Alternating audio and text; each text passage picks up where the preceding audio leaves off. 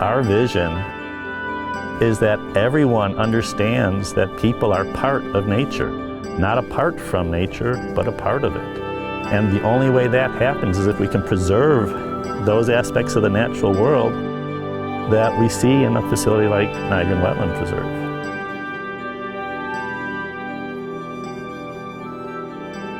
The land that makes up the Nygren Wetland Preserve has an interesting geologic history and a rich cultural history.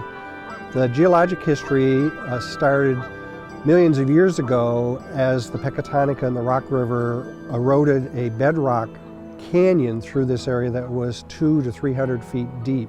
That canyon was then ultimately filled up by floodwaters at the end of the glacial period, and those floodwaters then filled in that canyon with sand and gravel and created the big flat lake bed that the Pecatonica River meandered through over 10,000 years, creating a series of oxbows and wetlands and old channels that make up the bottomland areas of the Nygren Preserve, and that's where the wetlands come from. So we have a very interesting and diverse geologic history and types of wetlands and types of prairies and types of woodlands here, all based on the history. Being where the two major rivers, the Rock River, which flows north and south, and the Pecatonica River, which flows west to east, this was also a major gathering point for Native American cultures.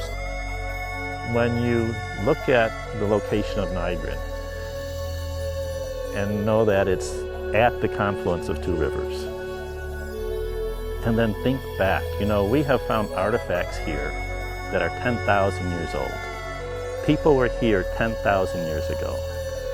And this particular location, because it was at the confluence of these two rivers, was a very important site for the native communities, the human communities that were here 10,000 years ago. This was a marketplace facility where people from all across the continent came to trade. There's stone here that came from the Rocky Mountains, from northern Canada, from all over the continent, because people were bringing it here. It was a trading location.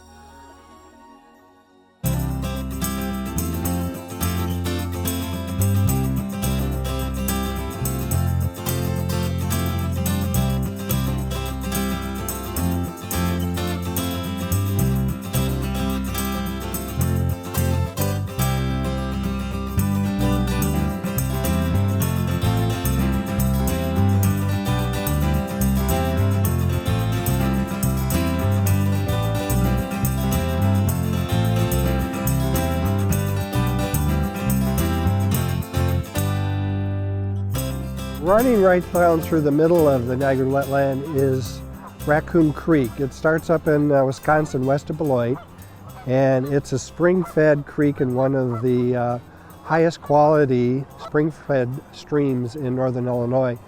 It had been straightened out by the farmers in order to lower the water table so they could farm. One of the first projects that we undertook was to put the creek back into its original channel. And as soon as we did that, the fish started coming back into the creek. We started seeing otters in the creek that were eating the fish.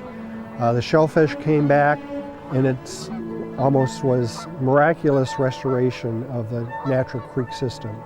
Our vision for Raccoon Creek was for it to be a living creek. We wanted it to be able to meander freely, to change its course as it wanted.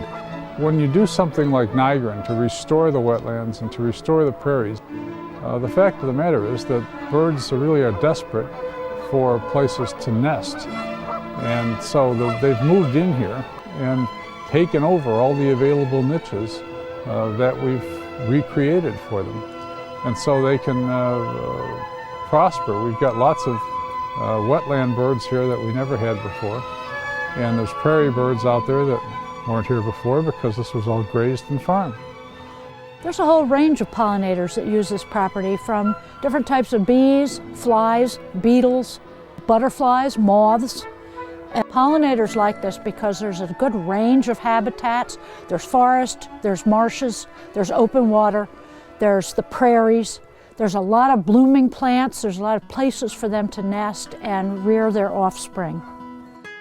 Lots and lots of volunteers who collected seeds from the remnants here and nearby and came out and scattered the seeds.